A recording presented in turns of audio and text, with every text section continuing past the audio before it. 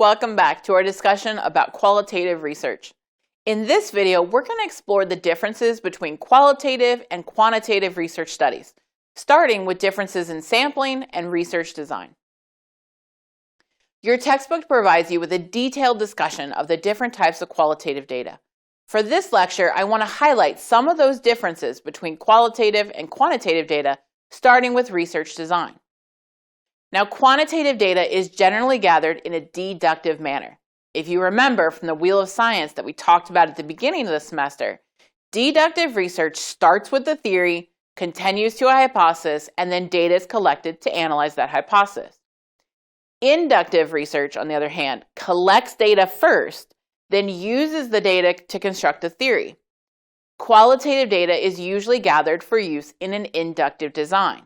This is known as grounded theory.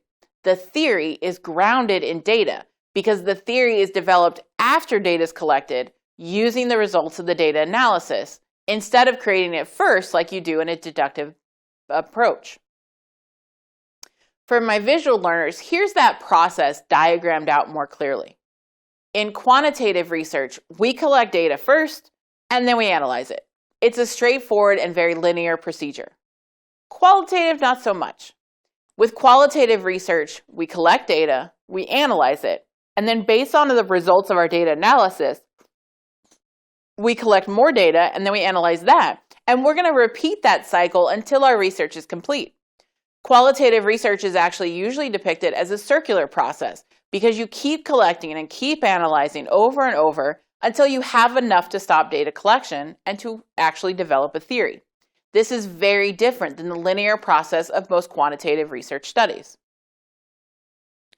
The research process itself is not the only significant difference between qualitative and quantitative research.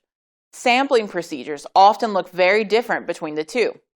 As you learned in the previous module, quantitative deductive research studies usually prefer to use random sampling, if at all possible, because the goal is to gather a representative sample, increase your generalizability, and improve the study's external validity. In qualitative research, though, it's a little bit different. In most qualitative studies, internal validity is the primary concern, not external validity. That means that our primary goal is not representativeness, it's the validity of our findings. In quantitative research, you usually want to have a large enough sample size to run statistical analyses. And that means shooting for a sample size of at least 100 people, if not a lot more. In qualitative, on the other hand, sampling size is mostly concerned with saturation, which simply means that you keep hearing the same things over and over during data analysis. Now, saturation could be achieved in 50 people, or it could be achieved with 20 people. It all depends on the topic area. But it's very common that you're going to see sample sizes of less than 40 or 30 in qualitative research. Because of this reduced emphasis on generalizability, we see more extensive use of non-probability sampling methods in qualitative research. Your textbook describes two types of non-probability sampling that are very useful for qualitative research approach. Maximum variation sampling uses a purposeful approach to sampling that focuses on getting the maximum variation, regardless of the size in the sample. So the goal is to purposely pick out the most diverse group of people possible in order to learn as much about the variation in the data as possible. Theoretical sampling is similar, but it means that you gather new people for your sample based on your earlier data analysis. For example, let's say that you interview 2 juveniles who are charged with truancy, and during the interview, they tell you that students from their school will often skip out and head to a specific area of town to hang out. You're then going to target your sampling at this particular hangout spot, hoping to gather more truant children to discuss their reasons for skipping. So you're changing your sampling approach based on that data analysis and your findings. Finally, snowball sampling is also a very popular methodology that's used in qualitative research.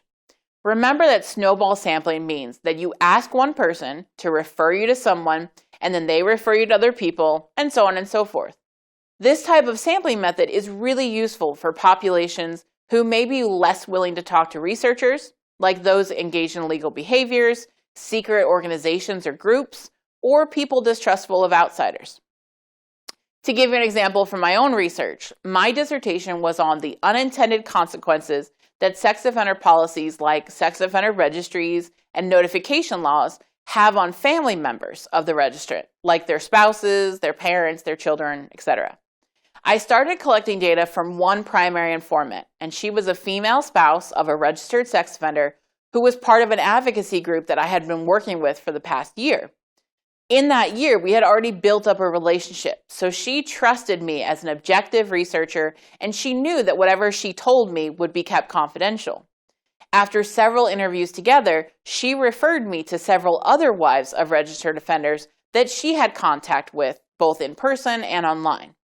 Although I had originally intended only to collect data through qualitative interviews, I found that the online sphere was a really important part of the sex offender support network. Through my main informant's blog, I was able to connect to other individuals who were seeking similar support in the online forum.